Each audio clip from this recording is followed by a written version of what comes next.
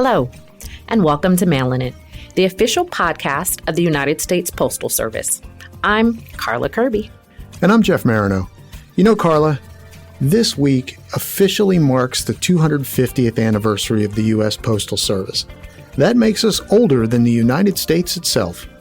Well, hopefully by us, you mean the Postal Service, rather than our combined age. Of course not. No, I meant the Postal Service, and I only feel that old sometimes. So the Postal Service turns 250 on July 26th, almost a full year before the U.S. reaches that ripe old age.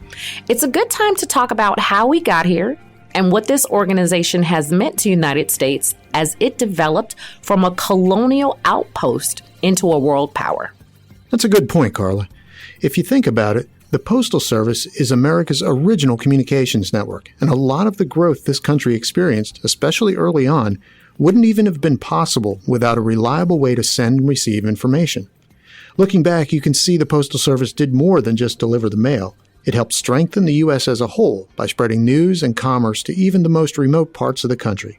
Absolutely. Now, we know that tackling our 2.5 centuries of history is a tall order, but we think this episode's guest is the perfect person to help us get there. Joining us today is Jim Bruns, president of the National Navy Museum Foundation and a former director of the National Postal Museum. Jim, welcome to Mailin' It. Thank you. Glad to be here. So, Jim, if you had to boil down what the Postal Service has meant to the United States throughout its history, I know it's a tall order, but how would you describe it? Simply put, the Postal Service and the communication by mail has connected every facet of American life since the founding of our republic. In fact, for the earliest Americans, it was the only way to communicate was by letter, or by voice if you happen to be a traveler. But for anybody who was a distance away, the departed family, the people that were migrating, the people that had come to the United States from other places, mail was the only way to communicate. So before we get into the details, Jim, let's set up the backstory by traveling back to 1775. Why did the colonies feel the need to set up a postal service even before they declared their independence from Great Britain? They had to set up a postal service so they could communicate with the people back home. You remember, we were such a rough frontier with very little resources on our own that most of the communications that was done from the colonies was to people back in Europe, asking for support, for materials, for product, for advice. We had very little communications between ourselves in this country because there was only one principal route that the mail traveled, and that was what became U.S. Route 1. Today, we travel down U.S. Route 1. We're traveling down our first post road that went as far as Petersburg, Virginia at that time. And correct me if I'm wrong, Jim. Ben Franklin, he was our first Postmaster General, correct? That's correct. He had been the Deputy Postmaster General for the Crown before that, but when the United States needed someone to manage the American postal system, they turned to Benjamin Franklin because of his expertise, his past experience, and his knowledge of the American frontier. He had actually previously done a survey of post roads, so he knew all of the post offices down the major post road in the United States, Route 1. He had traveled the length of it in a coach, and it was a cute story that at one time it was cold, it was shivering in his coach, and he arrived at a tavern, and the tavern people were all clustered around the fireplace, and Franklin, was shivering, he was damp, he was cold, he was getting on in years, and so he yelled, oysters for my horse, a quart of oysters for my horse. And that so shook up everybody in the tavern. Nobody had ever seen a horse eat oysters. So they all ran outside to see this horse eat oysters. And when they came back in disappointed because the horse would have none of it, Franklin had readjusted all the chairs so that he was the closest seater to the fireplace, warming himself nicely. So correct me if I'm wrong, Jim, but I understand the development of a post in the colonies or before the signing of the Declaration of Independence, that this was really a strategic decision that was meant to serve Congress and the military. Is that right? And if so, why those two groups? It was true. The first employee of the United States Postal Service, Ebenezer Hazard, had to walk along with the Continental Army to keep communications between the Army and the Continental Congress connected and ensured, because the fate of the Army determined the fate of the members of the Continental Congress. You know, we all hang together or we all hang alone. And Congress would not appropriate a horse for Hazard, so he had to trudge along carrying all the equipment of his office with him over his shoulder. And that was the priority for maintaining communications during the Revolutionary War era. Civilian correspondence, although it was considered important, was not the priority. That became the priority after we won the revolution and became a nation. And what was the priority for the Congress? Well, it wanted to know the status of our military campaigns and whether or not they should all flee and get out of town quickly, what the changes in the battles were, the outcomes of battles. And they wanted to know the condition of the Army, because the fate of our country depended upon the men and women who were fighting at that time. As much as the postal system was key to winning independence from Britain, it was also an important part of what would come next. So how did the transition to the U.S. Post Office Department come about, and what role did that play in helping the country get up and running? Once the revolution had been won, the American population began to migrate, moving westward, and that migration caused the American people to rely totally upon written communications and newspapers that might be carried by mail to inform them of what was going on. And in the words of our first president, George Washington, the mail system would become a link that would bind the nation together in a chain of communication that would never be broken. Washington really relied upon the Post Office Department to create an informed electorate that was vital to the maintenance and preservation of a democracy. And that's the role it has always played and continues to play even today with our mail-in voting and other kinds of political mails and things that inform an electorate about the outcomes of elections and the prospects of particular candidates. And after 250 years, we're still here. It would take us several episodes to really explore all of the areas that you've touched on. So for now, let's focus on collecting the mail. That's where it all begins, after all. What did that look like right after the American Revolution? Well, collecting the mail for our earliest Americans meant they went to their post office to deliver their letters to the local postmaster. There was no collection at your home. There was no letter boxes at the curbside.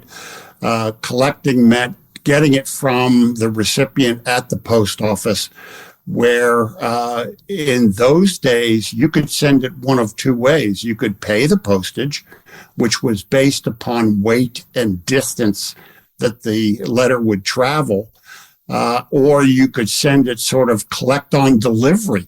You didn't have to pay for it. And the unfortunate thing, of course, is that once you deposited your letter, the Post Office Department carried the letter to the designated post office where the recipient would pick it up. And unfortunately, the recipient could decline to accept it and decline to pay for it after service was already rendered. And so the post office department really learned a lesson that the collect on delivery idea was really not something that was favorable to the United States Post Office. And most of our post offices back then were in print shops so that the printer, as in Ben Franklin's case, could get other newspapers and sort of purloin the news from other newspapers, adding it into their newspapers to inform their readers of what was going on in the colonies, or learn from other people who opened their mail at the print shop what was going on and what news might be print-worthy. Or they also were in taverns or coffee shops, where in some cases, tavern keeper would spread the letters out on a table. And if you had the money, you'd just pay for it, even though mine might be for you. I could pick up your letter, pay for it, and, the hope that I'd get it to you. But that didn't necessarily have to be the case. So there were problems in the early post office in the way we communicated and collected mail.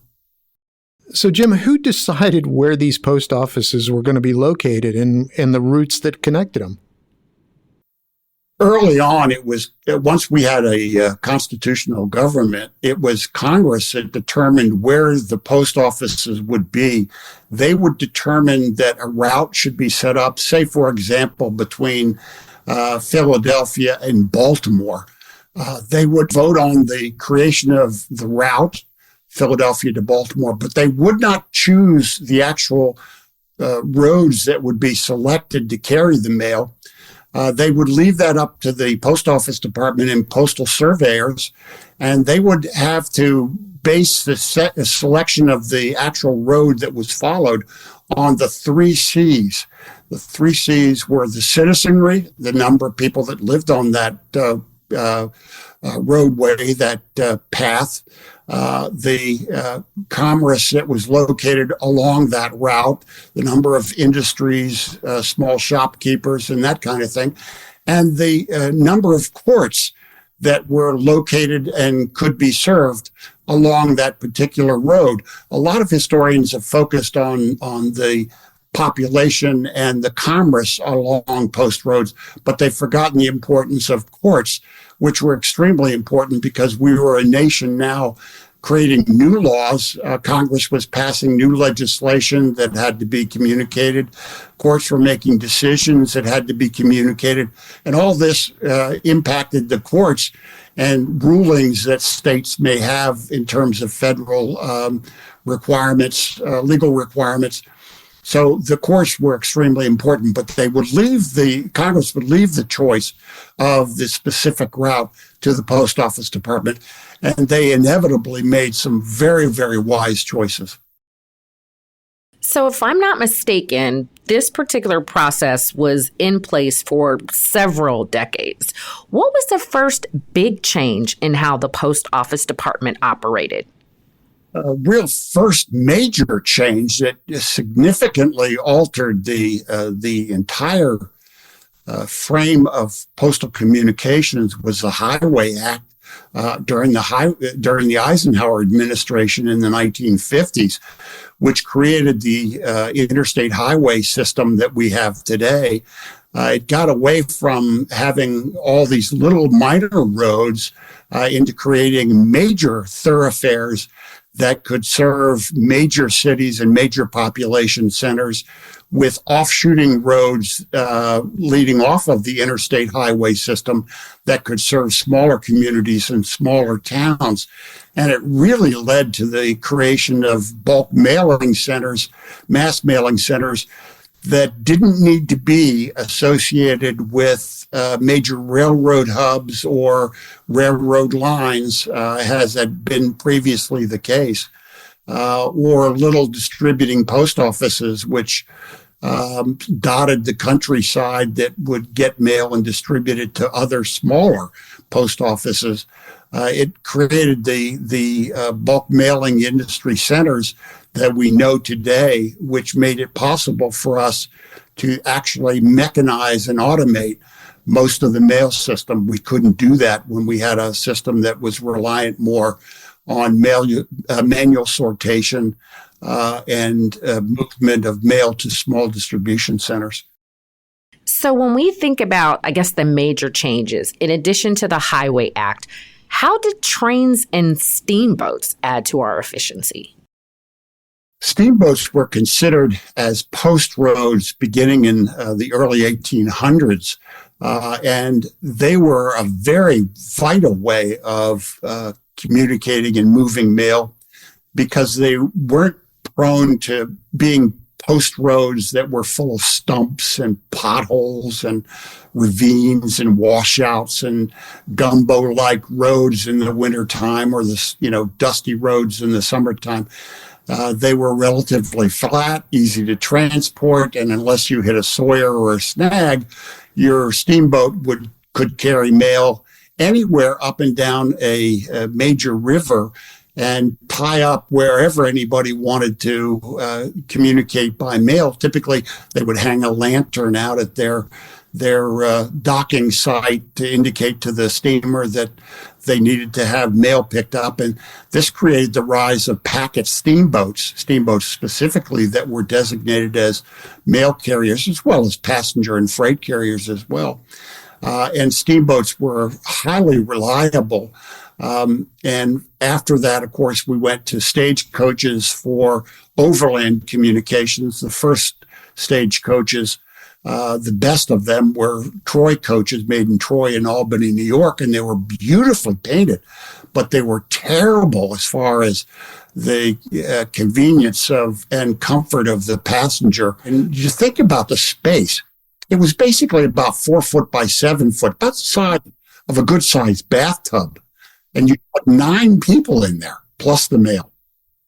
So, Jim, it sounds like you've got the steamboats and trains and stagecoaches, and then later on the highway systems are creating this spiderweb network across the country. Since we're focusing on mail collection in this episode, tell me how mail collection changed during this time of rapidly expanding networks. Well, one of the biggest changes came in 1863 at the height of the Civil War. It was a bad time for our nation. We were at war with ourselves. And many of the young wives and sweethearts and daughters of Union servicemen would go to the local post office to mail a letter to their son or their husband in federal service, only to be told that they should wait for a minute and the clerk would come back with a package of their previously written letters unopened, tied with a string with a note from the adjutant or the chaplain of the company where the young man or husband was serving saying he's dead. And that was the worst possible news that a young wife or mother could receive in a public building because she had to go to mail her letter at the post office. That she was now a widow, or she would never become the wife of this young man. And the Cleveland postmaster and postal clerks really said the scenes were just unbelievable, the agony of these women. And so they wrote to the Postmaster General, who was Montgomery Blair at the time, and said there must be something we could do to relieve this kind of suffering in our buildings. Let these women, if they must suffer with their family.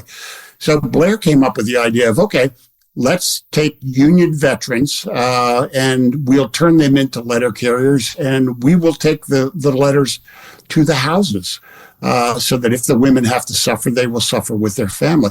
And so in July 3rd, 1863, he chose 49 federal cities and 449 Union veteran letter carriers to begin the city delivery service for free. And it was a monumental success. And that city delivery service is still what we use today. It began for a very sympathetic reason created by the Post Office Department to alleviate suffering. And it became a monumental success. So, Jim, at what point did our iconic collection boxes come into play? About the same time as we began city delivery service. collection boxes became common to be placed along lamppost letter boxes. So they were placed in lampposts as built-in pieces. The first one was developed by Albert Potts, a lamppost maker, in 1858. And they were specifically for letter mail, and they'd be collected periodically by the same letter carrier who would walk the route, delivering the letters to the individual homes along their particular route. And in addition to collecting the mail, they would knock on the door twice. Every house, the postman always knocked twice. And to keep them from rapping their knuckles repeatedly, the post office department gave its letter carriers little knockers to use to knock on the door twice. And that was a signal for someone to come and collect the mail from the letter carrier. And it actually required letter carriers to add 2 hours to their routes in the collection process. And if no one came to the door, the letter carrier had to keep the letter and come back later, even adding more time to the delivery schedule.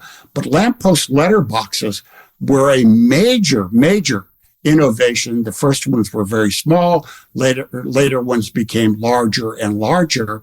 And it wasn't until the early 1900s that the curbside letter box that we know and love today, that blue box that can accept packages and letters, was introduced in the United States. So in parallel with those changes, stamps were thrown into the mix. What significance did the introduction of postage stamps have on the collection of mail in the United States? Postage stamps changed everything. They were first introduced in Great Britain in 1840, and we copied them a few years later officially in 1847. They basically covered the prepayment of postage so that the sender was always the one who paid for the postage. And there was no longer this idea of collect on delivery of letters. It was a revolutionary innovation for the United States. First postage stamps showed Benjamin Franklin as the father of the United States postal system, and George Washington as our father of our country. And you know, the size of the postage stamp was odd. It was basically 1 square inch, and that was determined by what could be licked by the human tongue in one fell swoop. So it was, sort of a tongue gauge of sticking these adhesives onto letters. The first postage stamps weren't perforated. The first postage stamps, if you went to the post office to buy them, they would be cut out with a pair of scissors out of a sheet, and you would get the number that you paid for, and they could be cut out with a penknife or a pair of scissors, as I said, and you'd take them home, and then you'd cut the ones you needed based on the weight of the letter and the distance it was going. With the decentralized network of mail carriers into the city neighborhoods, it sounds like there were some big benefits, like more business for the post office and even influencing commerce by letting people order stuff through the mail. How did requiring mailboxes or mail slots in 1923 play into all of this boost and efficiency? Well, the idea that with city delivery service, not only was it a boost to commerce, it was a boost to the community, because to have service, you had to have street names for every street and house numbers for every house, odd numbers on one side, even numbers on the other. And so that was a major innovation for cities, because if they didn't have street names and house numbers, they couldn't be served. The second thing is, with the rise of mail order houses in the 1870s, now the letter carrier became your conduit for mail order business. He would bring it, or she would bring it in World War I, directly to your house.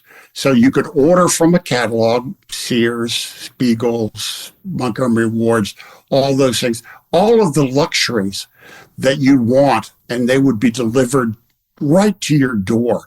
Commerce actually took a major boost when city delivery began, And as you said, the problem, of course, was that letter boxes and, in your house, door slots weren't required until 1923. It was a little late, but the Postal Service did the best it could by, knocking on the door and waiting for someone to come and accept the product that they had. With the introduction of parcel post in 1913, poor letter carriers became like pack animals because by then the weight limit on parcels was lifted and everything came through the mail by parcel post. In the first month of service, the United States Postal Service and letter carriers were carrying 4 million parcels a month.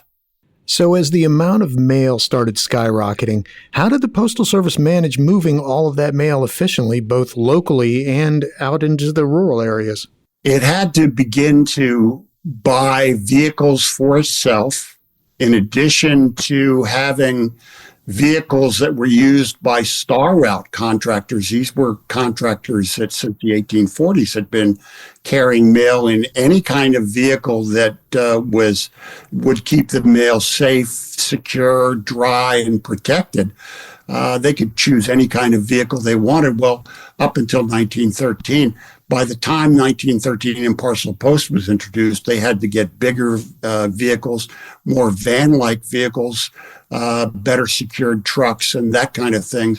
And so did the Post Office Department. It really went into the business of buying automobiles, and it became one of the largest fleets of vehicles in the entire nation. It really actually field tested a lot of new vehicles, Fords and Garfords and other kinds of Pippamobiles and Whitten automobiles, vehicles that we don't know exist today because they're long out of business. But the Post Office Department tried them all to make sure that they, in the end, got the best possible vehicles. And they really now have the biggest fleet that in the country. So, Jim, in wrapping up our conversation, let's talk about some of the ways that collection has been modernized in recent times. What stands out for you in terms of innovation in that area? There are a lot of collection innovations that have taken place over the course of years. One of the biggest that happened in the 1960s with the idea of creating these mailing facilities at malls. Where you could go to the mall, do your shopping, and go to a self-service curbside post office center and do every kind of mailing operation possible except postal banking. And these were really innovative in that you didn't even have to take the product home to mail it. You didn't even have to take a letter to put it in the mailbox. You could take it with you and mail it right from the shopping mall. These kind of innovations were really major. The Postal Service also innovated with the idea of fax transmission. A lot of people don't know the innovation of fax transmission by mail. Those are also kinds of things that we've begun to forget. Express mail is another innovation where, overnight mail service or priority mail service is something that our servicemen and women in the armed forces rely on very, very much to communicate back home, wherever they're deployed. So the Postal Service has kept pace with every kind of innovation that's come available. Well, thanks, Jim. And I should point out that the Postal Service's modernization work is constantly ongoing. For example, informed delivery has been a huge success with Postal Service customers who want to know in advance of what mail is coming into their home every day. And we're continuing to invest and improve our self-service kiosks, optimize our retail spaces as well. Given that we've dedicated this episode to the 250th anniversary, I think now's a good time to also point out that we've launched a new stamp in honor of the occasion. And there's a new website we set up where you can get even more information about our history and the anniversary. The site is USPS.com/250. Jim, thanks for joining us today. It was a great conversation, learned a lot, and we'll look forward to talking to you in the near future. Thank you. I would look forward to it too.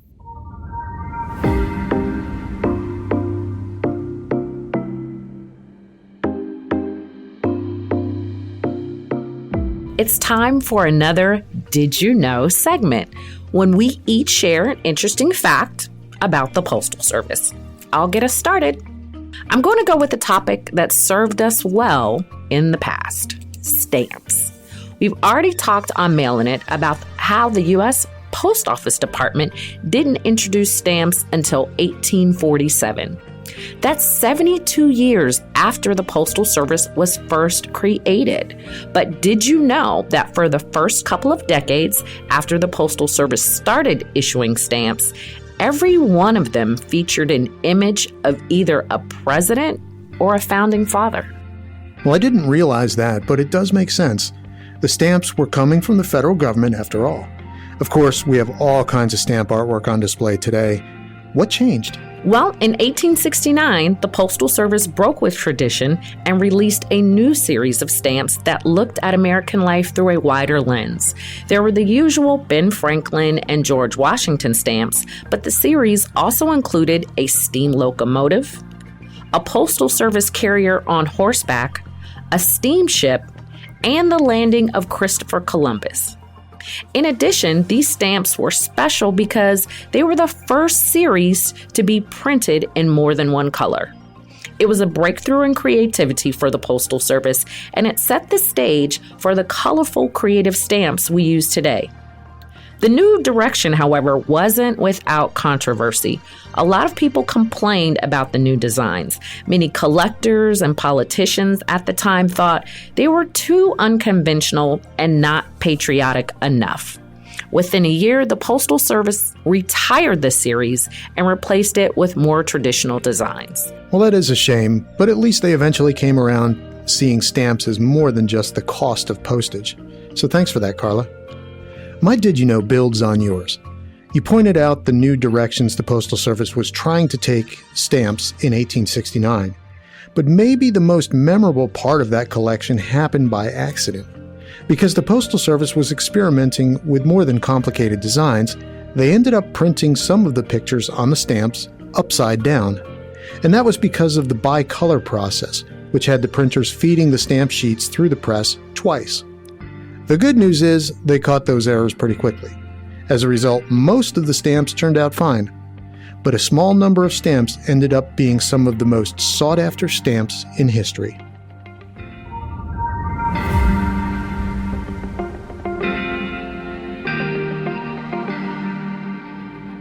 So, Jeff, I think there was a lot of great history that Jim shared with us today, some of which I knew, some of which I didn't.